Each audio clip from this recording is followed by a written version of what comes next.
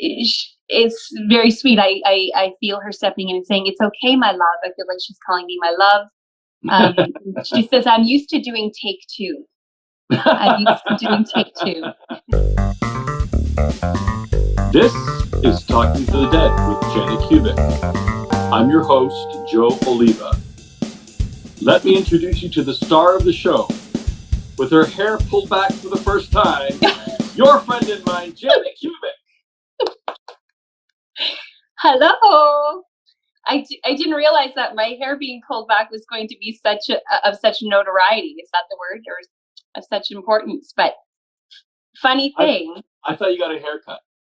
Oh no! Well, actually, the reason it's pulled back. Well, I do like to pull it back, but the only time I can is when it's long enough.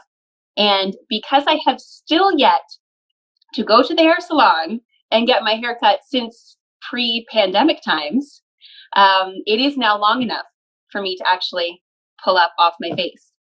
Let me ask the question that all the viewers and listeners want to know. Is this the longest your hair has ever been? Oh, goodness, no. No.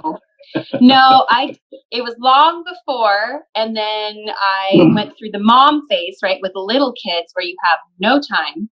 And although I never spend any time on my hair, which is why it's almost always pulled back like this when it's long enough.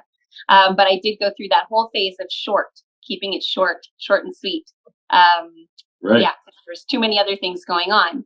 But no, this is just the fact that I haven't had it cut in a very, very long time. But that's okay, because I also feel I'm becoming the segue king here now, Joe. I'm taking over your title. Okay. That it leads into who or what we might be talking about, more specifically, who we might be talking to today on this episode. Can I take one guess? Yes. Is it the inventor of the ponytail? Not that I'm aware of. I mean, this person was very highly acclaimed. I'm not sure if that's one of her credits. It could be. I don't know. Okay, who's knocking on the door today, Janet? Okay, you're ready for it. So today I believe we are hearing from the lovely Miss Audrey Hepburn. Audrey Hepburn. Now, you mentioned in the past few days that you were you mentioned different celebrities sometimes who you're kind of getting bugged by, as you call it. You don't mean it in an offensive way. No. And you mentioned her. I didn't know a ton about her. I knew a couple of movies that she was in, but she was born in the 1920s, I think. She was kind of before my time. But for those that don't know and are too lazy to Google it, she was a famous European actor who had sort of worldwide fame, I guess. And she passed away, I don't know how many years ago, more than 10 years ago. Funny thing being, Joe, is that I actually don't really know a lot about her either. But I find that, it has been happening, this weird sort of thing where I've been getting, like you say, bugged, or these little things have been coming forward. And then all of a sudden we sit down to do this, and these celebrities are showing up with messages. But what I'm finding is that now that's starting to become more of a pattern or a habit, and I'm able to recognize it, I actually don't look into whoever it is, because my goal is to, if they choose to come forward, just do it as authentically as possible. And sometimes I feel like the more I know about a person, the more that I can potentially, start thinking about that person and allowing my own thoughts and interpretations to interject. Right. So I have very specifically, even though I have been getting little nudges about her wanting to step forward or share with us, I have very specifically not been allowing myself to Google her or find out more about her. So yes, I, on the other hand, do Google everyone that you mentioned. That's right. Because it's not going to bias me at all, because I'm not the one who's the medium.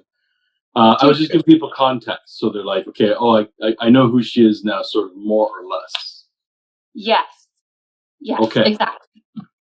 Is she there? Yeah, actually, I'm having a hard time focusing. So definitely feeling her presence. I actually am going to step back a little bit, though, or rewind a little bit and say that this morning I feel as though I already had an opportunity to speak with her briefly. She came forward with the most beautiful accent, British, I believe, British accent. And she had a few things to say, and I didn't write them down, which I probably should have, because I was busy doing things at the time that they came through. But I'd like to try to remember them. And one of them was something along the lines of, it's okay to want to feel beautiful. And then following that, the statement was something along the lines of, and again, I may not be getting this exactly right, but along the lines of, the trouble being that beauty has become about acceptance rather than celebration. Beauty? Can you say that again? Yeah. So actually, I'm going to see if I can hone right into her energy and see if she'll bring forward that message again. It's very sweet. I feel her stepping in and saying, "It's okay, my love." I feel like she's calling me my love. She says, "I'm used to doing take two." I'm used to doing take two. Okay, so just let me hone in here for a second. She says, the trouble being that beautiful, or what we define or classify as beautiful, has become more about whether or not we feel accepted, as opposed to feeling celebrated. She's saying that the issue, she's continuing to say, the issue is that we have become accustomed to placing value judgment or personal judgment of oneself or of others based on their outward appearance or what they present to the world. She says, rather than celebrating the unique beauty of each individual, whatever that may be, tall or small, round or stick. I get like a vision of sort of like a stick person, like a very, very thin person. She says it's all beautiful and need not be categorized or classified, simply celebrated. And okay, she sort of stepped back for a second. Wow. These celebrities that are coming forward are very, very wise. Yeah, it's interesting because I find that you talked about, is it energetic imprint? Is that what you call it? Energetic identifiers. Identifiers, right? yes. They the pattern that we've both been noticing is that they sort of come forward and present themselves as they were here, but then all of them have been giving these really deep messages. Like they take time to absorb. I'm writing them down and I have to reread them a few times. I think that is one that is going to require some sitting with again, some deeper exploration or feeling on it. I feel like it's a very powerful message. She says, now is the time of the woman. She said, even more so than when I was here. She said, I was a trailblazer, so to speak, in terms of representing or as a representation of a strong woman. And she said, strong not as in, my stature by any means. She said, in fact, quite the opposite. But in terms of having a voice, allowing myself to be seen, and of some connection to notoriety, allowing herself to have significant notoriety. I hear the word trailblazer. Okay. A trailblazer of sorts, especially, she says, in the industry of film. She says, I worked in a male-dominated industry, and oh boy, did I know it. And she said, don't think for a moment that I did not use my feminine wiles to my advantage, so to speak. She says, not in trying to get the word, in an offensive way, but she was definitely aware. She was definitely aware of her beauty. Right. And she was smart. She says she was smart and she knew how to utilize, not use doesn't sound right, but utilize those qualities to her advantage. And again, not advantage in a slimy sort of way. Like, it doesn't feel that way at all. It's she knew how to use what she had as a woman to support her in her work. Mm. She says, but far too often there is an ideal. And she says, oh, don't I know it? I've become an ideal, something aspired to by others in order to feel a connection to their own beauty. She says, but beauty lies within. Beauty resonates from within one's soul. This is the beauty to be celebrated. And there need not be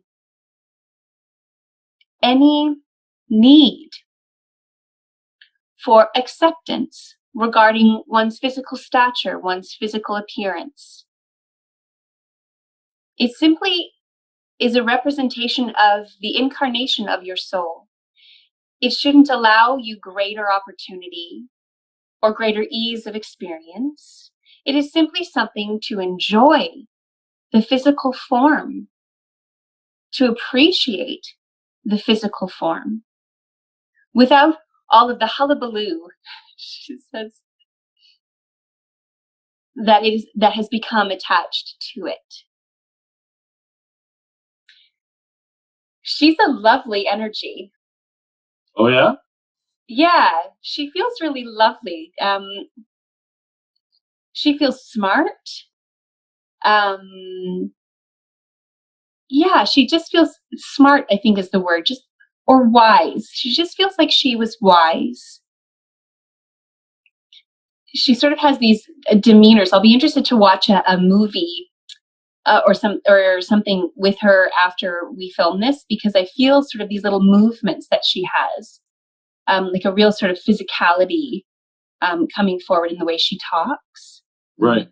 Yeah, which is really cool. Did you have any questions you'd like to try to ask? She answered one of them already. Oh, okay. In her last statement, two of them actually. But I do have a question. I was going to say, has it changed since her era? And she said it. She already answered that one. That was something. And then I was going to ask if it's more. This message is more for females generally or males generally, and she kind of answered that too. So she's a step ahead of me. Slow down, Audrey. Yeah, and she does say, she says it's for you all. She says anyone walking in human form has the right to feel blessed and joyous within their being. It need not be minimized or picked apart or critiqued. It is more about how we feel that is important, and that dictates how we present to others or how we should be perceived by others. Not so much the physical encapsulation of the spirit within. Can I ask her a question about the film industry being male dominated? Yeah. She says everything's male dominated, my friend. except childbirth, right? She says, oh, the joys of womanhood. She says, but things are fast changing. And she says, they'll resolve even more so once we can move through the anger and the resentment that has been created by the experiences of the past, by the condemnation, so to speak, or I'm trying to hear her exact word. I can't quite hear the word. It's the idea of it is of this sort of the putting down or pushing down of women. I can't quite get the exact word, but that's the sort of idea that she's showing me. I'm having a little bit harder time flowing with her energy. More than Robin Williams? Yeah, he was just like That's right there, wham, in my face. She's maybe a little less forceful that way. So I'm trying to stay connected with her. Can I ask her about the Me Too movement relative to what she talked about, the male dominated industry? Is that a sight of things to come? So she says reactionary. It's a reactionary position to the role that women have been put into or placed into over the many, many years, previous years. It is a stepping stone. It is a building block. Again, it is shrouded by a significant amount of negative energy, of the resentment, of the anger, for sort of the misdemeanors of the past.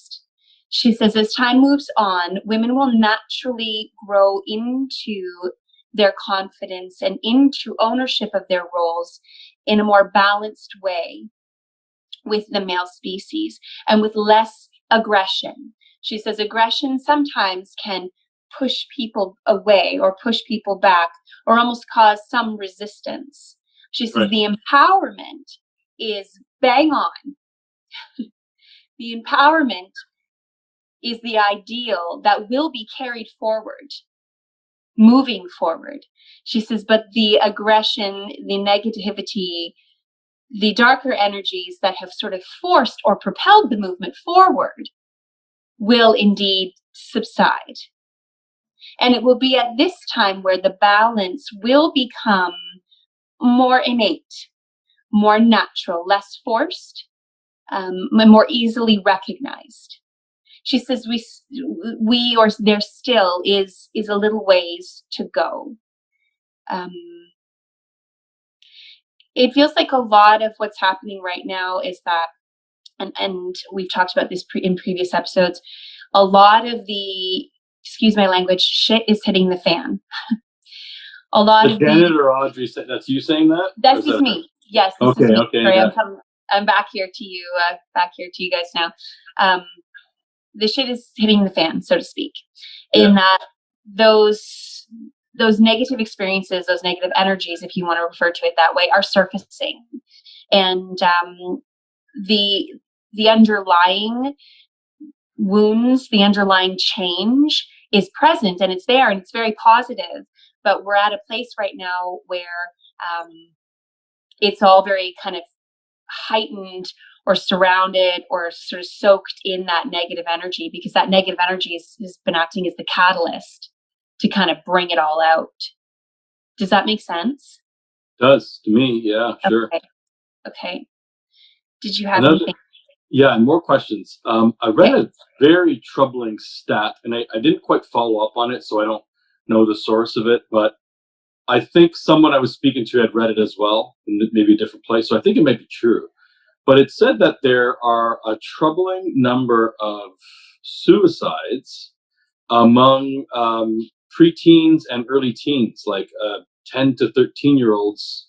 I think it was specifically girls, and I think it was related to social media and sort of we're talking about beauty, right? And the pressure for them to look a certain way or act a certain way or be accepted, as she mentions here. Mm-hmm. Does she think that social media is helping, hurting? Is it pulling things back or driving things forward in a positive direction? Well, the first thing that comes forward is she says it's so much broader, it's so much bigger than when I was there or when it was my outlet or platform, or facet is the word I hear. There's so much more accessibility. She says, which could serve as a good thing in moving forward, in allowing more faces to be seen, more bodies to be seen. She says, but yet we are still having to work through or what has been created. Right. Yeah, so it feels like, there is positivity in that we are moving forward, but yet we still have to deal with the negative parts of it first in order to be able to move forward and change it. Like, it doesn't just change like that. It's like we don't all of a sudden get it and it's okay. It's like our attention gets called to it. Then we have to examine it and explore it and see the damage that it's causing and become aware of that and attuned is the word I hear, attuned to that in order to propel us forward. Yeah, I think sometimes things like that can take generations to change. Unfortunately, right? It doesn't happen overnight. If you look at racism as sort of a parallel, yes, it didn't end, in the 1800s. It still exists today. It's sort of generational. Hopefully, this isn't the case with body image and how young people specifically think of themselves. Mm-hmm. Sorry, she's jumping back in. She says those women, those young women who are coming forward at this time are coming forward on a mission in order to create better balance. And their actions are a reflection of that. Are you talking about, which women are you talking about? Young women?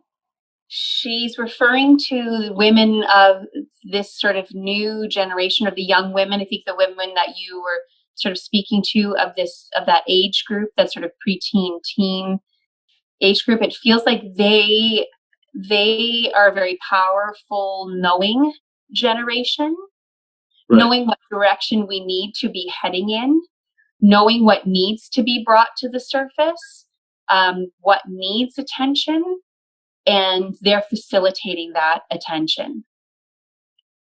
Okay, Audrey, anything else that you want to mention? Or Janet, any other thoughts? Well, the one thing that's interesting to me, like I said, I had this sense that she was going to be coming forward today, and I almost purposely tried to sort of avoid looking up anything to do with her. But the one thing I'm curious about myself is her accent, because it's sort of weird to me, because sometimes when I'm hearing her, I feel like she's coming forward with a British accent. But then as I'm actually sort of channeling her and allowing her to speak through me, it definitely feels like there's sort of a different way of speaking, which may be noticeable when I watch it back, but it doesn't feel like an actual accent. So I'm a little confused there as to what that means. About a month ago, actually, this came up on YouTube or something like that. There's something called a transatlantic accent. It's that sort of almost American, almost British accent. I think she perfected that. So they wanted movies. They wanted movies to be shown in the United States and in England, and so they invented an accent that's sort of a hybrid, and they called it the transatlantic accent. She was born in I looked her up in Belgium and passed away in Switzerland. Lived in England and Netherlands. Okay. So that might have impacted her accent and all, but I'm pretty sure she was one of those celebrities who could do that transatlantic accent. And if you could do it, you could get a lot of work, apparently. So she was probably... Okay. That makes a little more sense, because I wasn't quite sure, because it was coming through in sort of those two different ways at different times. So fascinating. Very cool. Audrey, anything else? Give it to Janet in your best accent. I just hear thank you for your time. It's a pleasure to be able to speak through, to communicate, to share. And then that's sort of it. Yeah, well, thank you, Audrey, for coming. Okay, you're watching and or listening to Talking to the Dead with Janet Kubik and Audrey Hepburn. Thank you for joining us. Don't forget to subscribe on whichever platform you're joining us on. It helps spread the word by sharing, and be sure to visit janetkubik.com and sign up for her email list. Bye, guys. Bye. Thanks so much for checking in.